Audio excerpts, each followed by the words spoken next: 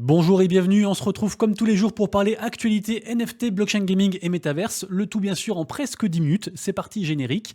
Évidemment, si vous aimez le contenu que je fais tous les jours, n'hésitez pas à vous abonner à la chaîne, activer la cloche pour louper aucune vidéo, c'est tous les jours. Et puis le pouce en l'air qui régale, merci beaucoup à tout le monde. On démarre directement avec une demande d'aide désespérée, puisque c'est ma dernière chance pour essayer de choper une whitelist Mocaverse. Je vous rappelle que Mocaverse, c'est le projet, la collection, on va dire PFP de l'entreprise Animoca Brains, une entreprise que je kiffe et que je suis depuis très longtemps. Et donc là, en fait, dernière ligne droite, le mint est prévu pour le 6, donc lundi.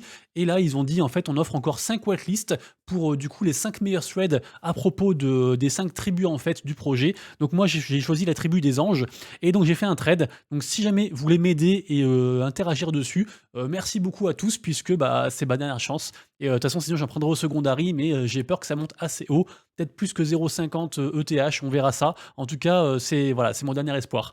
Je vous rappelle aussi, si jamais que le 10 octobre, n'importe quoi, le 10 mars, il y aura une soirée avec Joker Club, donc le projet NFT du club Partouche, des hôtels Partouche, hôtels et casinos Partouche. Moi, j'y serai, donc je serai à la Grande Motte. Donc s'il y a des gens qui sont intéressés, n'hésitez pas du coup à rejoindre, comme ça on se verra là-bas. Et puis il y aura aussi une pré-vente, en fait, une pré-sale pendant du coup la soirée, sachant que le mint officiel aura lieu environ une semaine, 10 jours après, un truc comme ça quoi. Je voulais aussi revenir sur le mint partenariat entre l'ONU et Retrip dont j'ai parlé hier. Du coup, j'en sais un peu plus. Sachez que du coup, les enchères ont commencé. Ça a commencé hier, ça durera 3 jours.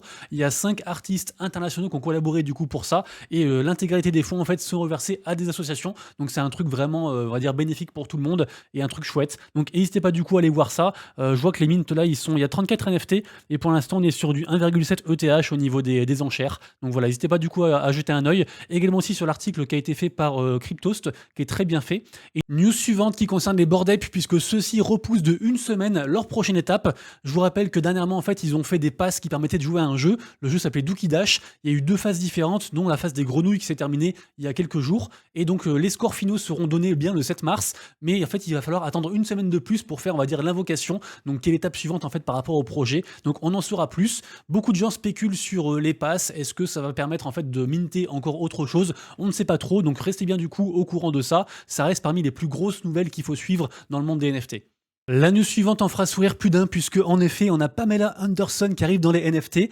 En effet, semaine prochaine il se passe beaucoup de choses, il y a beaucoup de mint. Il y aura aussi celui-ci, je crois que c'est le 7 mars de tête. Donc du coup il y aura plusieurs NFT sous forme de passes qui permettront en fait d'accéder à différents NFT qui en fait sont des moments emblématiques des années 90 avec Pamela Anderson.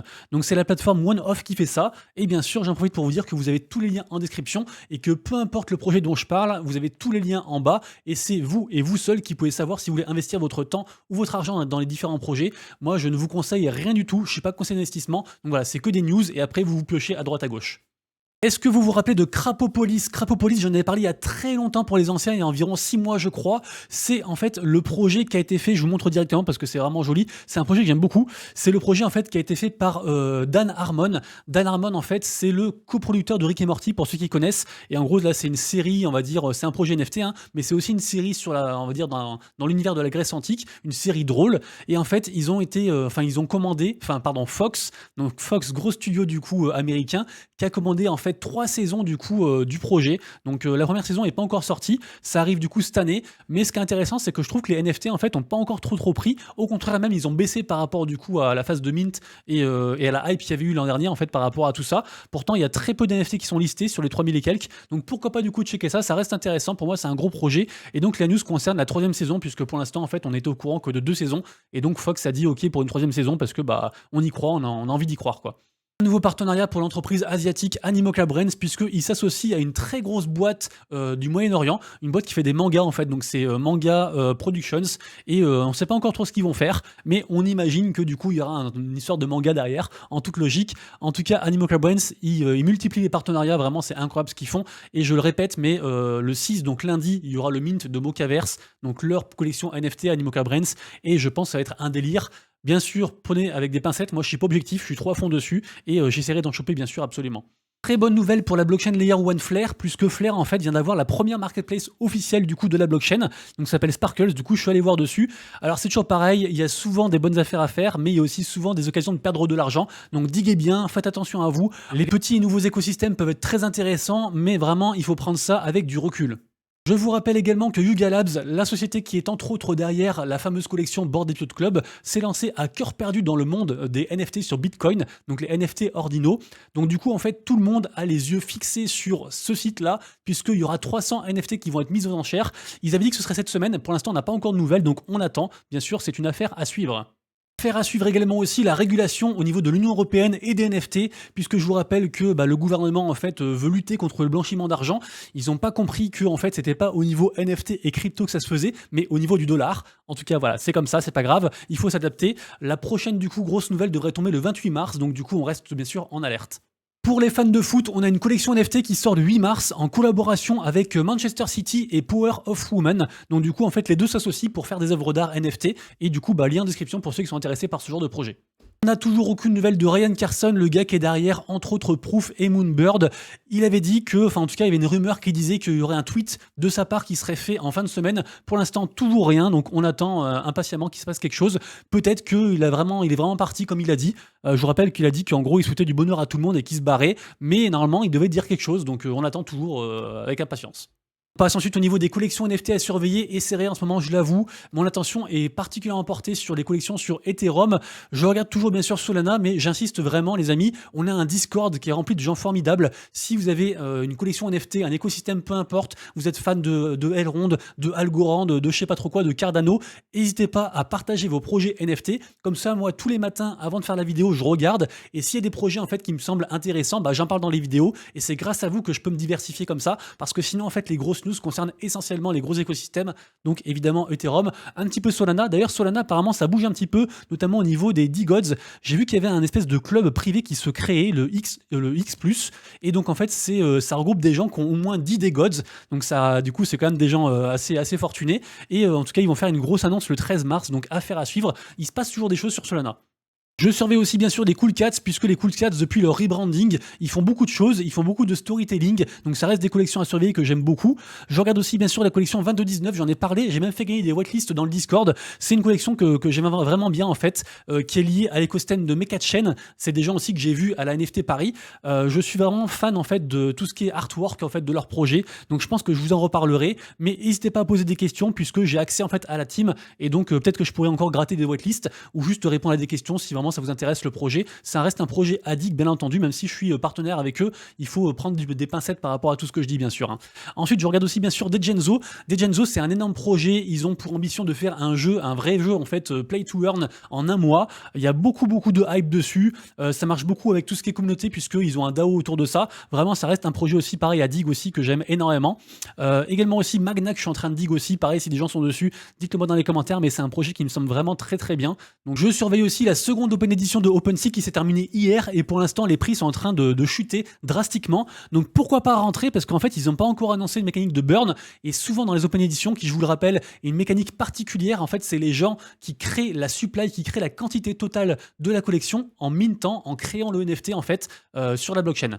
Et donc là pour l'instant il y a eu 38 000 NFT qui ont été mintés et ça me paraît, ça veut dire qu'il y a quand même une certaine hype, mais il n'y a pas encore de trucs de burn qui ont été annoncés, donc pourquoi pas du coup en prendre à pas trop cher. Et en général sur les open editions, dès qu'il y a l'annonce du burn en fait ça augmente. Je suis en train de réfléchir, si des gens ont des infos en inside, n'hésitez pas à les partager, ça m'intéresse fortement. Actuellement il y a encore le mint aussi qui est actif de UUni que j'aime bien aussi.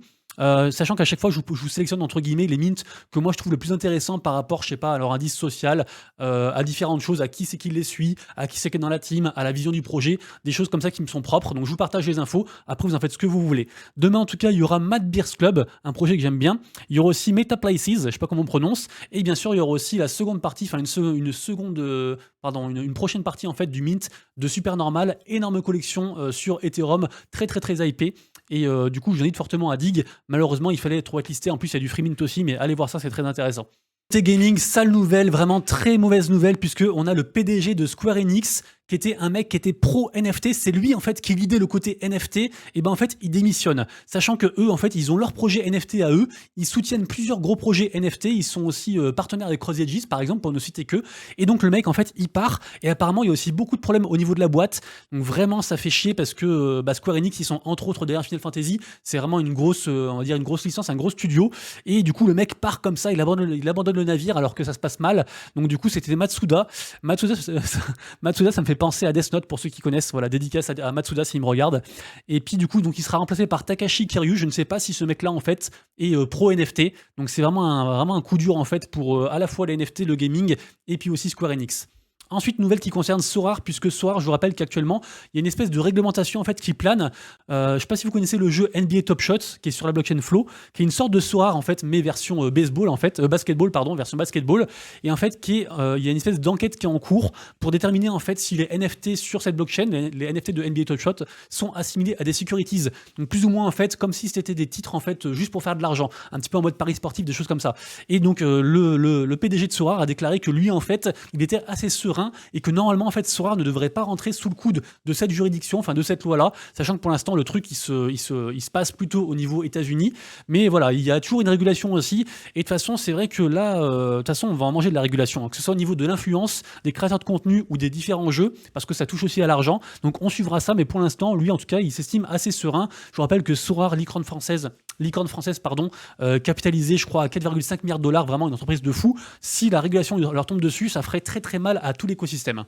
Ensuite, on m'a parlé de BNB Arena. C'est un jeu qui est un peu un jeu en mode casu. À la base, ça me fait beaucoup penser en fait à Axie au niveau des combats. C'est genre 3 persos comme ça qui combattent un petit peu au tour par tour. Et en fait, apparemment, il y a une pré-sale actuellement. J'ai pas encore eu le temps de dig, mais beaucoup de gens sont hypés et il y a aussi beaucoup d'interactions au niveau réseau social. Donc du coup, à voir. Je vous laisse le projet. Vous me direz ce que vous en pensez.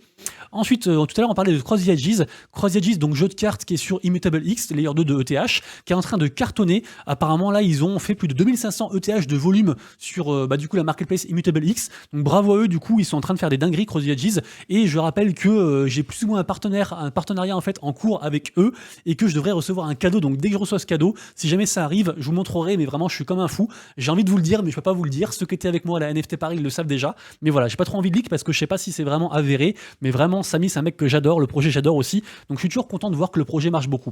Et on finira la vidéo du jour sur une dinguerie qui est peut-être la révolution, puisque en fait on a Delysium. Delysium, c'est un énorme projet, c'est un FPS AAA qui se passe dans un monde, on va dire, un petit peu post-apocalyptique, un petit peu en mode cyberpunk. Je vous ai mis du coup, si vous voulez, le site ici. C'est un projet que je suis déjà depuis plus d'1 an, vraiment, c'est une dinguerie, je trouve, ce qu'ils font. Ils font de très très très belles choses.